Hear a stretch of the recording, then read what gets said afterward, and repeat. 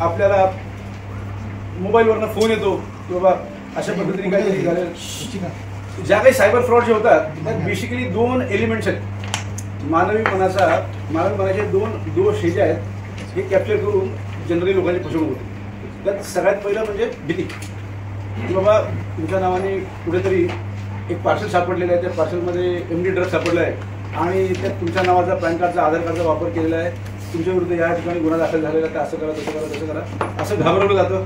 तुमच्या विरोधात कुठेतरी गुन्हा दाखल झालेला आहे तर तुम्ही वरिष्ठ अधिकाऱ्यांचं, पोलीस अधिकाऱ्यांचं, EDचं, CBIचं, CIDचं, क्राईम ब्रांचचं कोणाचं नाव घेतलं जातं, फसवलं जातं. त्याच पद्धतीने दुसरा जो आपला मानवी मनाचा अवगुण आहे, कुठेतरी आपला लोभ जो असतो, लालच जे असते, तर त्याला हे लोक बळी पडतात आपल्याला आणि आपल्याकडनं तुम्हाला कमी कालावधीत जास्त नफा मिळवून देतो, तुम्ही शेअर ट्रेडिंग करा त्यातनं तुम्हाला जास्त पैसे मिळवून देतो. तर अशा पद्धतीने आपल्याला त्यात बळी पाडून त्याकडनं संपूर्ण पैसे काढून घेतले जातात. आपल्याला आता ह्या इन्व्हेस्टिगेशनमध्ये आपल्याला असं जाणवतं की बाबा हे जे फोन येणारे गुन्हे आहेत हे कुठे काही एका व्यक्तीला फोन आला तर त्याची फक्त फसवणूक झालेली आहे, परंतु तो जे ते लोक करणारे जे आहेत ते फक्त एका व्यक्तीला फसवत असतात, खूप साऱ्या लोकांना फसवतात. आणि ह्याच्या मागे जे आहे याच्या मागे एक मोठी जी आहे एक इकोसिस्टम ही तयार झालेली आहे.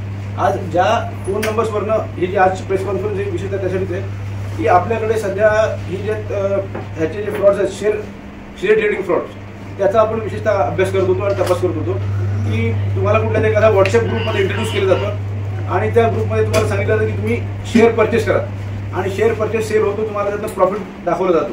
तुम्हाला आदल्या दिवशी टिप दिल्या जातात की या तुम्ही शेअरमध्ये गुंतवणूक करा, तुम्हाला प्रॉफिट होईल आणि त्यानंतर कधीतरी सांगतात अजून पैसे लावा, मग त्यानंतर तुम्हाला अधिकचं प्रॉफिट होईल. आणि मग ज्यावेळी तुम्ही पैसे विड्रॉ करायचा प्रयत्न करता त्यावेळी पैसे काही विड्रॉ होत नाहीत आणि तुमची फसवणूक झाल्याचं लक्षात येतं.